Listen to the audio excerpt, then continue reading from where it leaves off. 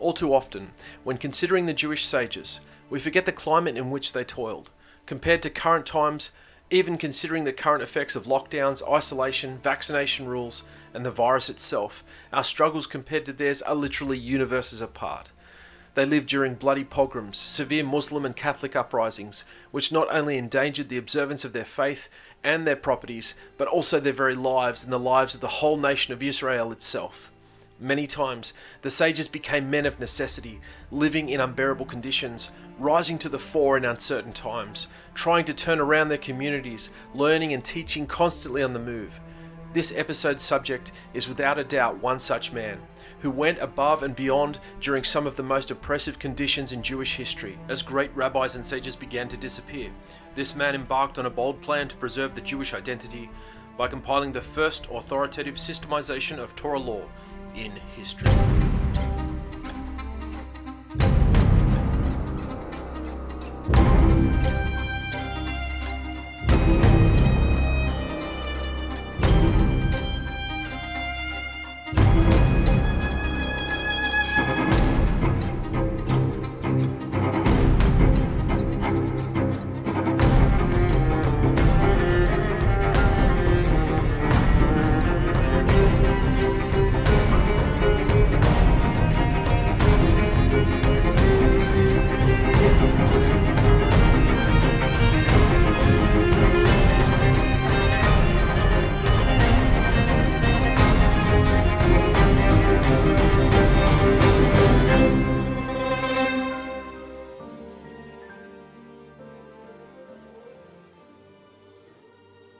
Moshe ben Maimon, commonly known as Maimonides and also referred to by the acronym the Rambam, was a medieval Sephardic Jewish philosopher and one of the most influential Torah scholars of the Middle Ages. He was born in 1138, living till 1204. Despite trying circumstances, seemed to pack about 5 lifetimes into one, becoming a prominent astronomer and physician to the Sultan of Egypt and Syria, that is the Salah ad-Din, and he was even sought after by Richard the Lionheart of England to be his personal physician. Born on the eve of Pesach in Cordoba in the Almoravid Empire, now Spain, he worked as a rabbi in Morocco and Egypt, but refusing to take a salary in this role, the Rambam supported his family through his largely self-taught role as a physician, which drew him great attention. Upon his passing, he was buried in Lower Galilee on the western shore in Tiberias. Legend is that the horse which was drawing the wagon carrying his body bolted and eventually stopped at a particular location, and that was where he would be buried. This location was in the vicinity of the last location of an official Sanhedrin, and is believed to be the first place where Mashiach will reveal himself during the redemption. During his lifetime, the Rambam wanted to compile an easy-to-read body of work that outlined Jewish halakha that was accessible to all types of Jews, called the Mishneh Torah. This work gathered all the information of the Talmud and post-Talmudic era sages, and was written in Judaic Arabic. Most Jews greeted Maimonides' writings in Jewish law and ethics with acclaim and gratitude, even as far away as Iraq and Yemen. Yet, while Maimonides rose to become the revered head of a Jewish community in Egypt, his more philosophical writings also had very vocal critics, particularly in Spain. Nonetheless, he was posthumously acknowledged as one of the foremost rabbinic decisors and philosophers in Jewish history, and his copious work comprises a cornerstone of Jewish scholarship. His 14-volume Mishneh Torah still carries significant canonical authority as a codification of halakha. He is sometimes known as Maimonides ha-Nesher ha-Gadol, meaning the Great Eagle, in recognition of his outstanding ability to be able to sweep over the entire length and breadth of the entire oral Torah with minute clarity. In 1148, the Almohad Caliphate, a powerful Islamic empire, conquered Rambam's home and instituted forced conversion on pain of death. As such, many Jews converted, but after a while these conversions were suspected as fake, causing all new converts to Islam to wear identifying clothing to enable them to undergo severe scrutiny. Maimonides moved many times throughout Morocco to avoid these stringent laws, and on top of this, Crusaders had kidnapped many Jews, to which he wrote 5 letters to various communities to raise funds to secure their release. After this, his family gave all their wealth to his younger brother, David ben Maimon, who worked as a merchant to secure a transaction abroad.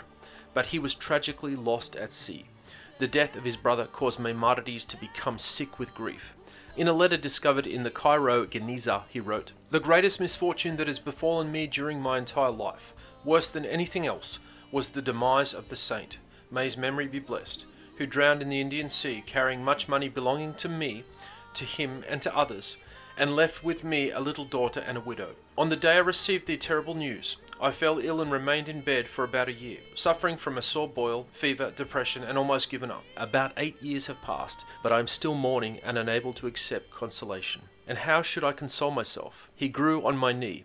He was my brother, and he was my student." Maimonides taught about the development of one's character. Although his life predated the modern concept of personality, the Rambam believed that each person has an innate disposition along an ethical and emotional spectrum. Although one's disposition is often determined by factors outside of one's control, human beings have free will to choose to behave in ways that build character. He once wrote, "One is obligated to conduct his affairs with others in a gentle and pleasing manner." Maimonides advised those with antisocial character traits to identify those traits and make every conscious effort to behave in the opposite way. For example, an arrogant person should practice humility. And if the circumstances of one's environment are such that it is impossible to behave ethically, one should move to a new location. Maimonides codified the laws of Shabbat, holidays, prayer, dietary laws, and the laws that regulate a Jew's daily life.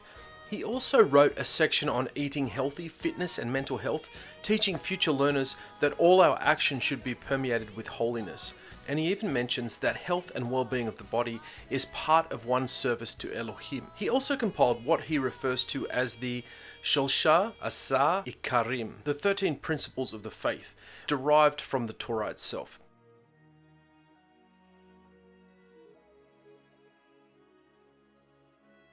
Rambam's output, in contrast to his circumstances in supporting his family and his brother's family, and a full-time job as a leading physician, is staggering. This was in an age before computers and the internet. Before I leave, I want to play a trailer from a children's movie. It is put out by the Beryl Ween Foundation, starring Leonard Nimoy as the Rambam himself, and other leading actors in this animated classic. I'll add a link to the movie, which is on YouTube, underneath this video. The Almohads! The Almohads are coming! The Almohads are coming! In 1147, the fanatic Muslim Almohads, determined to conquer and convert Spain, advanced on Cordoba. They have entered the city! The children! The children! Mercy! May heaven have mercy! Jews of Cordoba, you have a choice.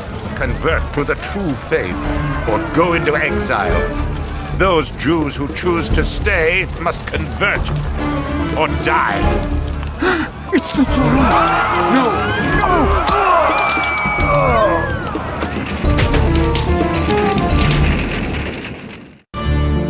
In 1154, Maimonides and his family sailed from Spain to Tangier, Morocco, and settled in Fez.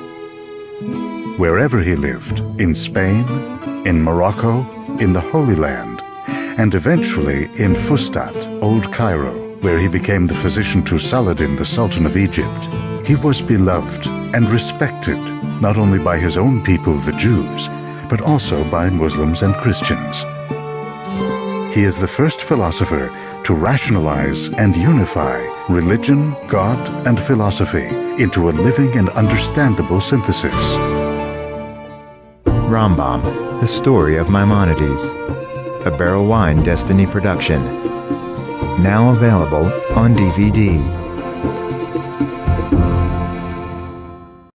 Hey, before you go, if you like this series and you want to find out much more, check out our books, All Lights On in the Master's House, Lightning from the Master's House, Flying Chariot, Fallen Dragon, and Is Alcoholic. All available on Amazon.com and other online bookstores, and help us to continue to spread the word.